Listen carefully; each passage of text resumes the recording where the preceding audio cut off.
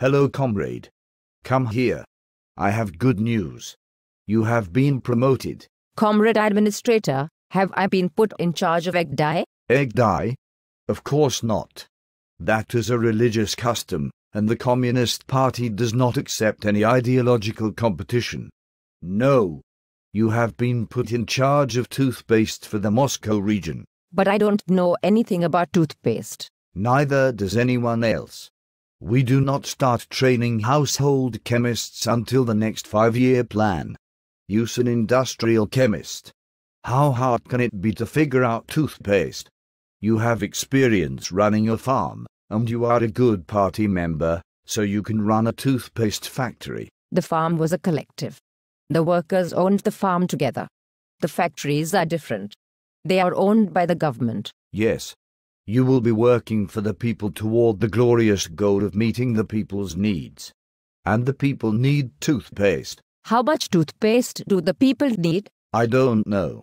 That is actually a problem. The last toothpaste administrator claimed that each person needed 1 tube of toothpaste per person, per week. Surely, that is too much. Oh yes. Far too much. He was trading the extra to Stalingrad for socks. What did he do with the socks? Some he used for bribes. Some he traded for vodka. Apparently he did not bribe the right people because he was forced to retire. I see. I will not repeat his mistake. We will only produce 1 tube of toothpaste per person per month. Let's see. 12 million people times 12 months per year. Be careful not to make too little toothpaste. If there is a shortage and there are riots in the street, it will make me look bad. Failure can be a crime if people get angry. You would not want to find yourself in prison for treason. So perhaps 1.5 tubes per person per month. What if people do not like the toothpaste? That would be unfortunate, but not important. If they want to use toothpaste, adequate toothpaste will be available. Details like taste or whitening or freshness are not important. In fact, you will have more problems if your toothpaste is popular. If visitors from other cities buy your toothpaste when they pass through Moscow, there will not be enough for local people, and that will lead to shortages. Couldn't we just make more if it is popular? Or perhaps open a factory in another region? And compete with other regional toothpastes? Don't be silly.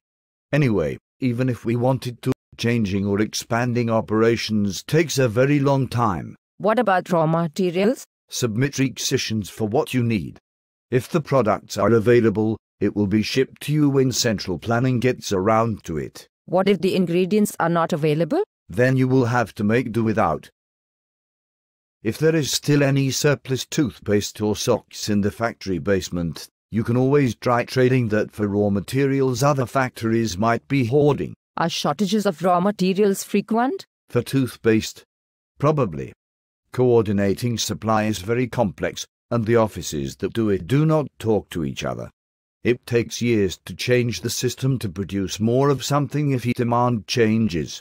Also, consumer goods are not the priority.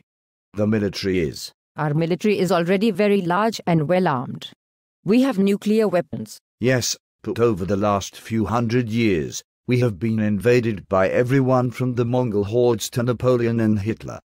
Right now the capitalist empires would like nothing better than to march into Leningrad and turn us all into slaves. I see.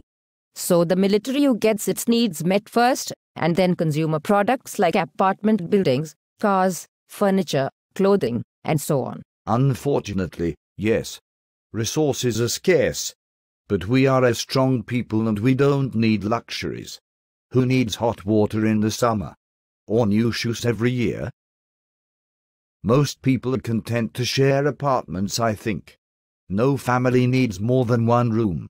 And as for private automobiles, well, our public transportation is very good. What about the workers? If they are lazy or incompetent, can I fire them? No, of course not. Factories exist to give people jobs, not to be efficient by minimizing costs and maximizing profits. Profits are immoral. You can't get them without exploiting people. As for the factory workers, they could only be penalized for criticizing the government. How will I know if my workers are criticizing the government? Several of your workers are spying on the rest. They will file reports. I see. If you think of any other questions, come back tomorrow. Right now I have to meet with the new administrators heading the light bulb and shoe factories.